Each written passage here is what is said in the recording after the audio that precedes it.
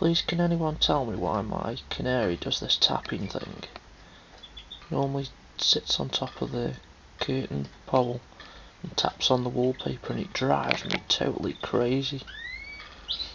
I do have a cuttlefish, well, several cuttlefish bits on my cage and that, but it keeps doing this and it drives me crackers. So if anybody can tell me why, or a way to get my canary to stop doing it, then please let me know. That's one of my other canaries singing in the background.